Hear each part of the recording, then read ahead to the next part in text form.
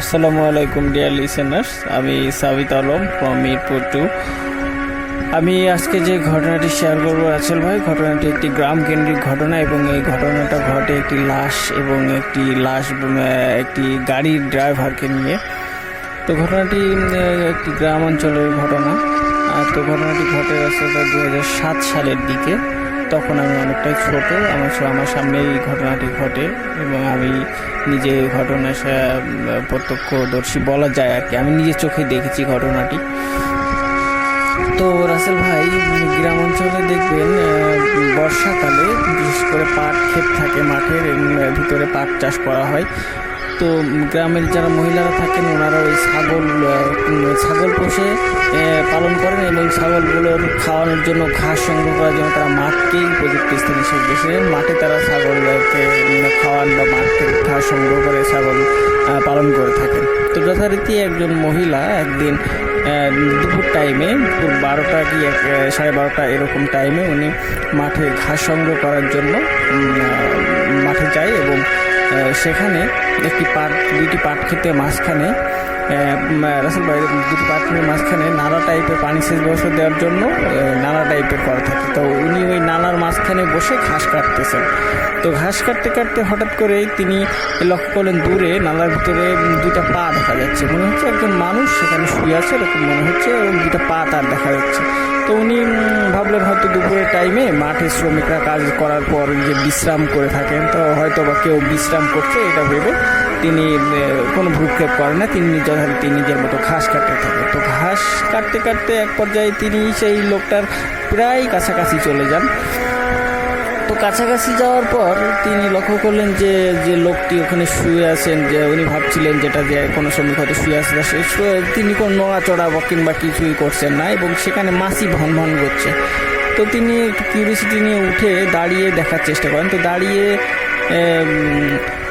যেটা দেখেন রাসেল ভাই, মহিলাটি যেটা দেখেন সেটা দেখার জন্য উনি মোটেই প্রস্তুত ছিলেন না। সেটা দেখে তিনি যথেষ্ট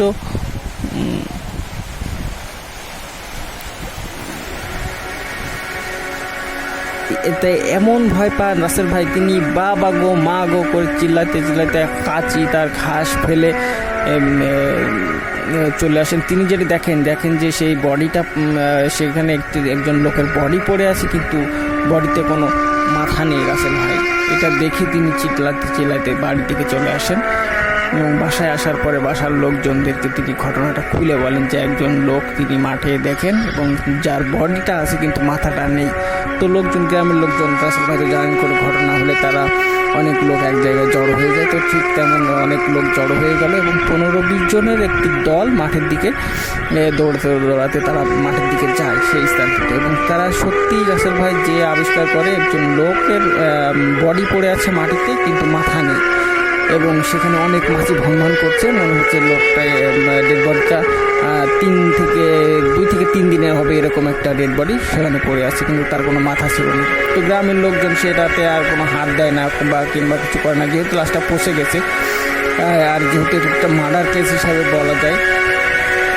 তো তারা কি করে, গ্রামের লোকজন গ্রাম পুলিশকে খবর দেয় এবং যথারীতি গ্রাম পুলিশ সেখানে উপস্থিত হয়ে এবং তারা গ্রাম পুলিশরা বুঝতে পারে যে এটি একটি মার্ডার কেস। তারা থানায় খবর দেয় এবং থানায় খবর দিলে থানার পুলিশ সেখানে ঘণ্টাখানিকের মধ্যে উপস্থিত হয় এবং পুলিশরা যে স্থানীয় যে ডোম বা মসজিদ টাইপের থাকেন তাদের মাধ্যমে তারা লাশটিকে উদ্ধার করে এবং পুলিশদের কাছে একটি লাশবাহী একটি প্যাকেট ছিল, সেই প্যাকেটের মধ্যে লাশটা ডোমের মাধ্যমে ভরে নেয়।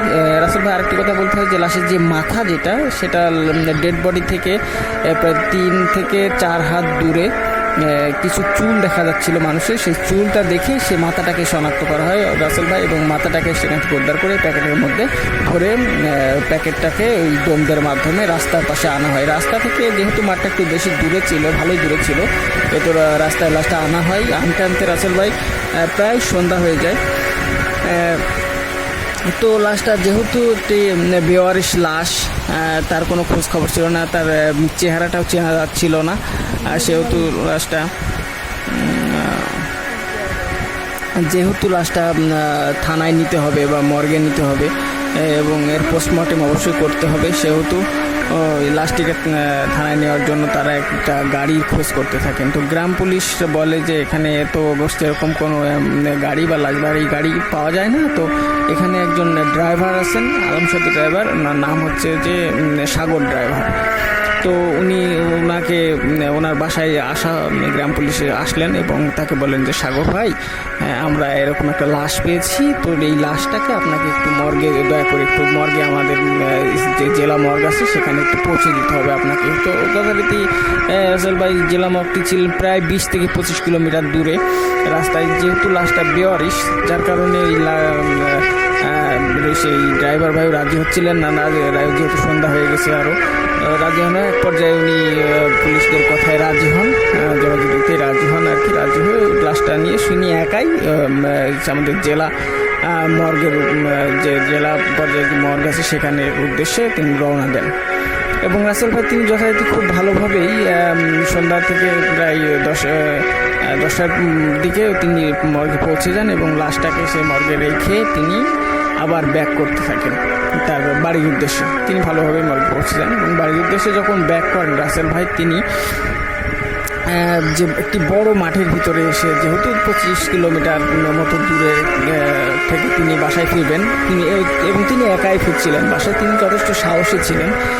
তো ফেরার সময় তিনি কিছু দূর আসার পরে লক্ষ্য করলেন যে তার গাড়িটা অনেক ভারী এবং গাড়িটা যেন টানছে না। পিছন থেকে মনে হচ্ছে যে কিছুতে একটা টেনে ধরে রেখেছে, গাড়িটা চলছে না এরকম একটা অবস্থা। তিনি যথেষ্ট সাহস হওয়ার কারণে ভাবলেন হয়তো গাড়িতে টায়ার পাঞ্চার হয়ে গেছে কিংবা হাওয়া কমে গেছে, এই জন্য গাড়িটা টানছে না, অথবা কোনো একটা সমস্যা হচ্ছে। তো তিনি গাড়িটা সাইড করে তার হাতে টর্চ ছিল, সেই টর্চটা দিয়ে গাড়িতে টর্চ দিয়ে দেখেন যে না, আসলে গাড়িতে কোনো সমস্যা নাই। তো তিনি যথারীতি আবার গাড়িতে উঠে গাড়ি বেশ ভালোভাবে চলতে লাগলো। এভাবে কিছুক্ষণ চলার পরে তিনি আবার পুনরায় লক্ষ্য করলেন যে গাড়ি থেকে তীব্র একটা মরা পচা গন্ধ আসতেছে। রাসেল ভাই,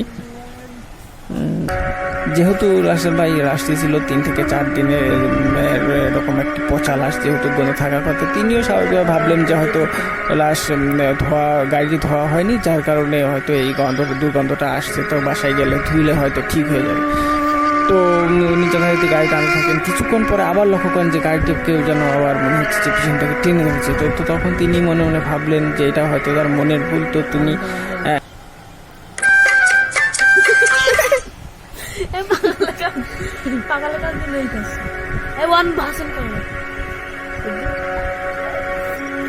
তিনি আর ভ্রুক্ষেপ করলেন না এবং তিনি গাড়িটি টানতে চলে আসতে থাকলেন।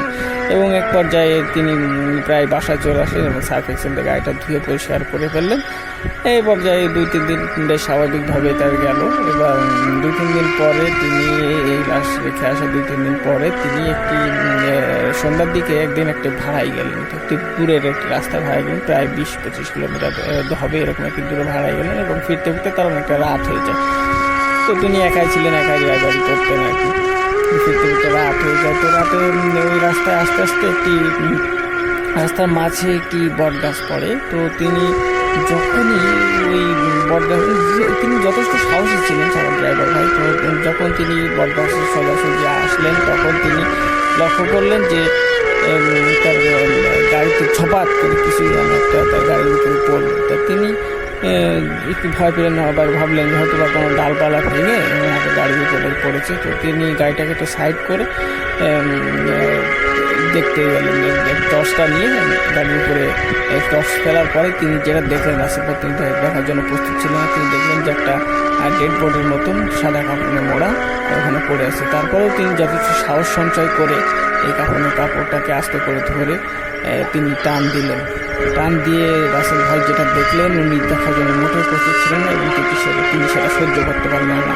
তিনি দেখলেন যেই লাশটি তিনি আজ থেকে 3-4 দিন আগে মর্গে রেখে আসছেন, ঠিক সেই লাশটি মাথাবিহীন একটি লাশ তার গাড়ির উপর পড়েছে। তিনি দেখে সাথে সাথে চিৎকার করে সেন্সলেস হয়ে যায়। এবং যখন তার সেন্স ফেরে তখন তিনি দেখেন যে তিনি পাশে একটি হসপিটালে রয়েছেন এবং তিনি তার মুখ থেকে, তার সেন্স ফেরার পরে তার মুখ থেকে ঘটনাটা রাসেল ভাই সংগ্রহ করা হয়। তো রাসেল ভাই তিনি এভাবে প্রায় 2-3 মাস মতন অসুস্থ ছিলেন এবং তারপর তিনি আবার পুনরায় তার ড্রাইভারি পেশায় কাজ করতে থাকেন। তো যখন তিনি ড্রাইভারের পেশায় আবার যান, তখন তার সাথে প্রতি রাতে প্রায় অনেক সময়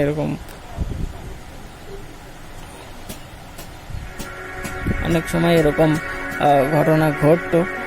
তো তিনি সেটাকে পাত্তা দিলেন না, এবং তিনি যথারীতি তার গাড়িতেও তেমন আর কোনো ভাড়া বা হতো না।